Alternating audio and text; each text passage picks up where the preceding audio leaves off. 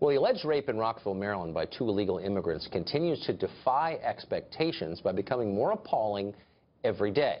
Montgomery County, where Rockville is located, is effectively a sanctuary county.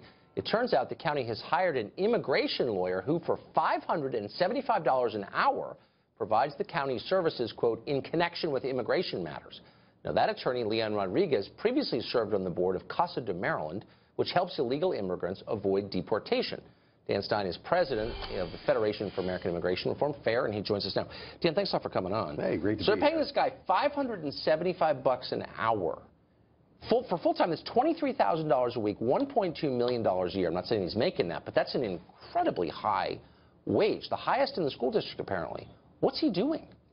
Look, the political apparatus in Montgomery County is, to some extent, linked in with Casa de Maryland, which feeds into the Democratic Party. So Leon Rodriguez ran U.S. Citizenship Immigration Services for Obama.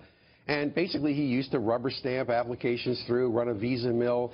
We used to call it, Leon Rodriguez, Ramrod Rodriguez, or, Ramrod, for short, because basically everybody got a trophy. And he promised that the people who got these unconstitutional amnesties had nothing to worry about. So now he's going to bat for Montgomery County and these other jurisdictions that want to fight Trump, stop immigration law enforcement, and do whatever they have to do to effectively obstruct justice. They call it that. But why? Jeff Sessions says you're not going to get any money, and so they're going to spend some money to get back on the federal payroll. Does this make the schools better when you have a lot of people coming into your school who have illegal status? Does this improve the quality of education? There's nothing about these programs that does anything but fuel the demographic change that feeds the Democratic Party's political base. I mean, this is what they're simply trying to do. It's total corruption. Inside dealing, greasing the palms. I mean, Perez was part of this whole operation, too, in Casa de Maryland. People need to understand the corruption at these local levels with Democratic Party operations, which are basically, Montgomery County's council actually gives money to Casa de Maryland, where Rodriguez was on the board of directors. It's all self-dealing. It's all cozy insider stuff. And, I live in Montgomery County. I'll tell you, I'm tired of paying. I don't want my tax money going to pay $575 an hour for somebody who wants to fight against immigration enforcement. But, Tucker, what Trump needs to do is not just fight to take away their money.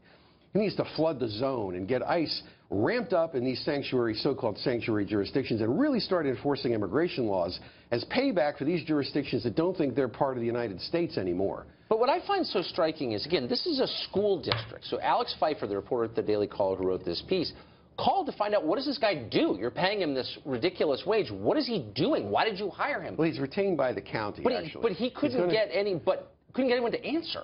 Well, what he's going to try to do is make sure, first of all, the Maryland legislature wants to pass the so-called Trust Act, which is actually more obstructionist on immigration enforcement than even the Montgomery County Council's own laws or resolutions.